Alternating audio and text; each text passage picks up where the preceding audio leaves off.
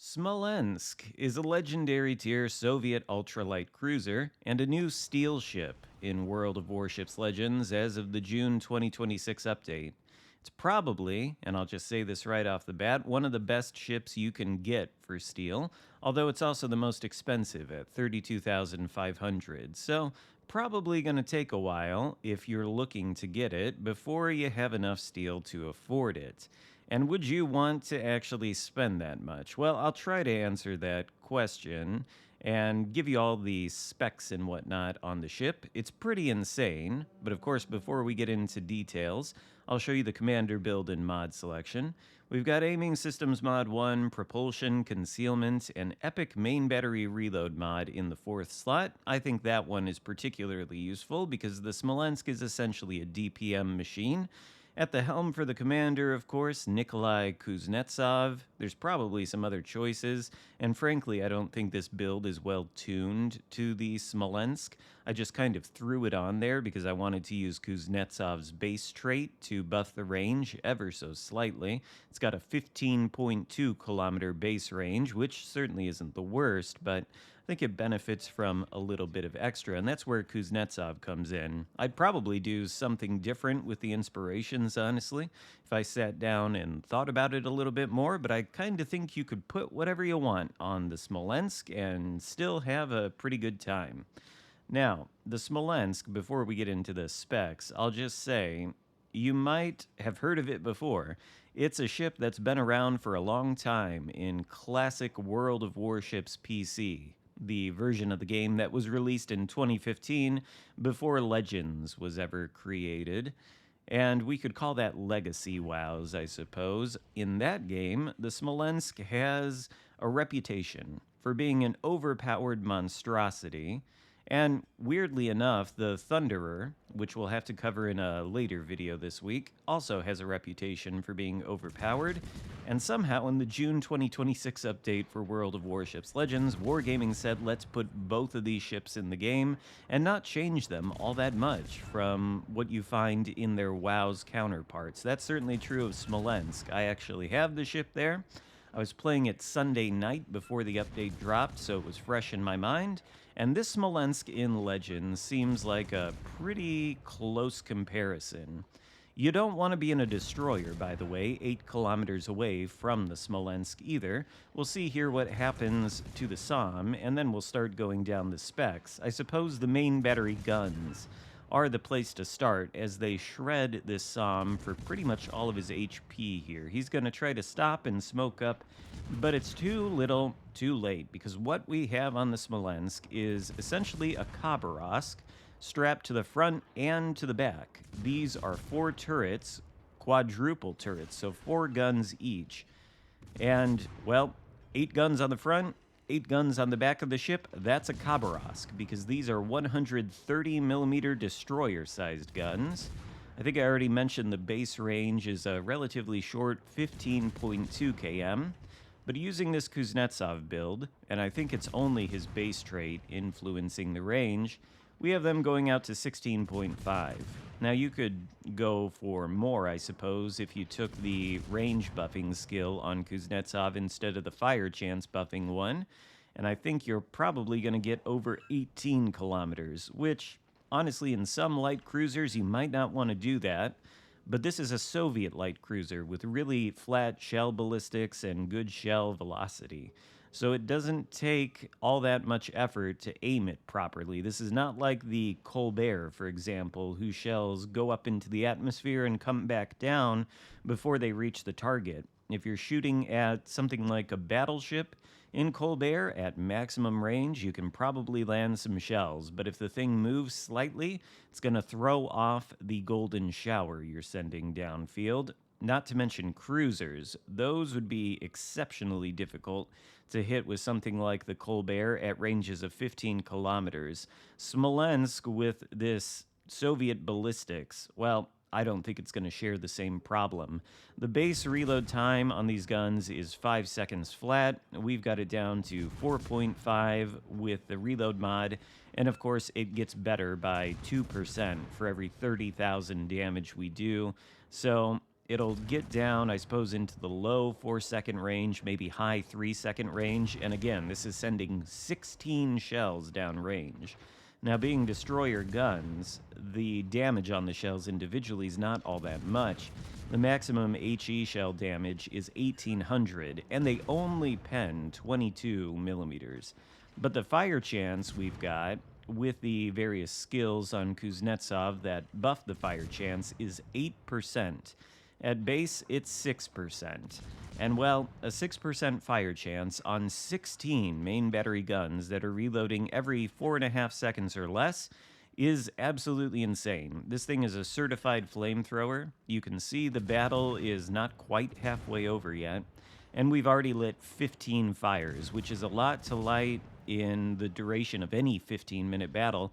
But spoiler alert, by the end of this battle, we will have lit 27 fires, which is absolutely absurd. There's the Witherer, by the way. Still, not even half of the game is over quite yet. But again, 22 millimeters of pen, that means you're only really going to be penning destroyer hulls, superstructures on battleships and cruisers, and that's about it.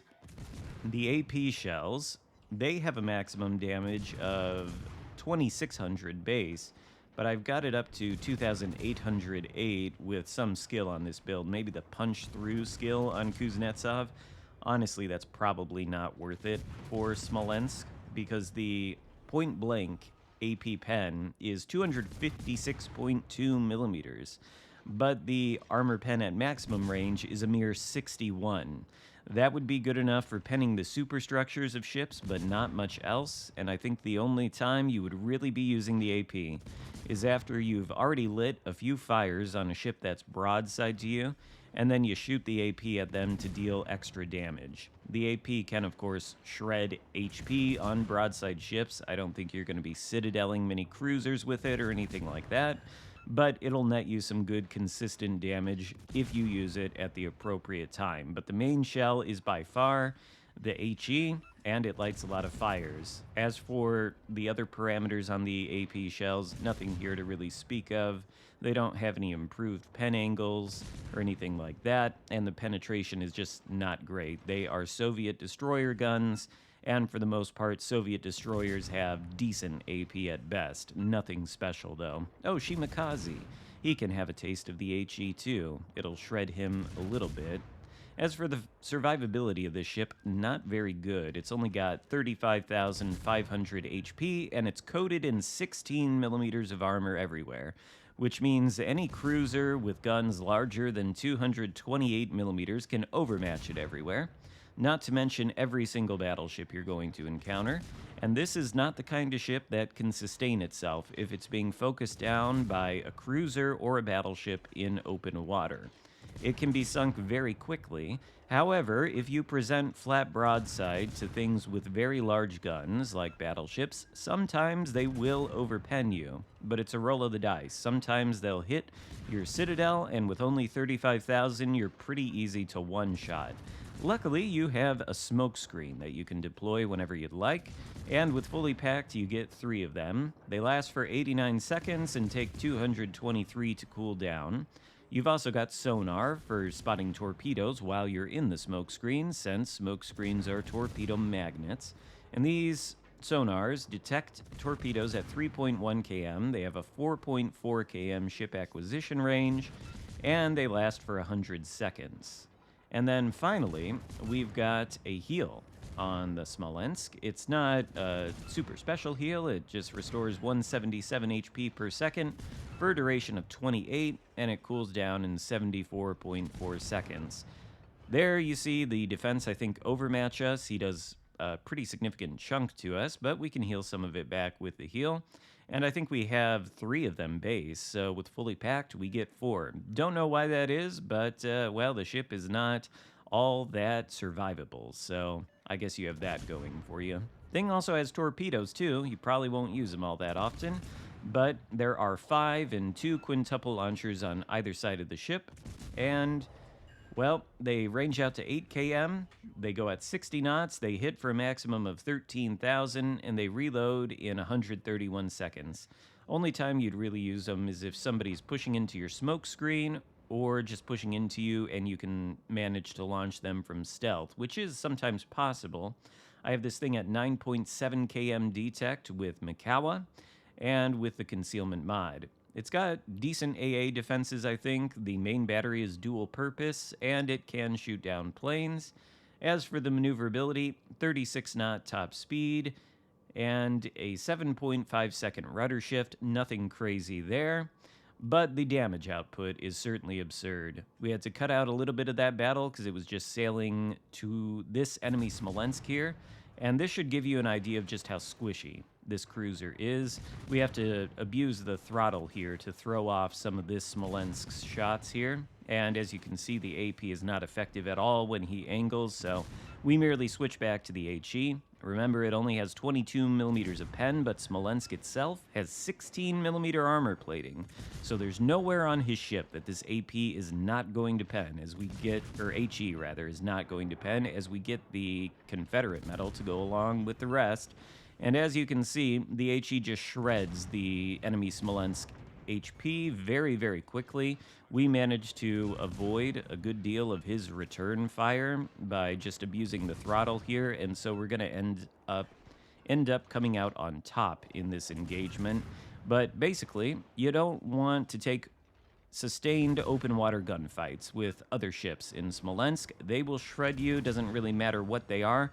Probably cruisers are more dangerous than battleships in one sense, because at least sometimes battleships will overpen you. You have a little bit of the no armor equals best armor thing going on, but this ship is completely absurd. For 4,200 base XP, 244,000 damage, 27 fires, 3 kills. It is a certified damage farmer, and that's about really all it is. It is just a machine for farming damage, and it, in my opinion, is absolutely nuts. It's definitely worth the steal. So, hope you enjoyed this video. If so, give it a thumbs up, consider subscribing if you haven't already, and I'll see you next time. Goodbye.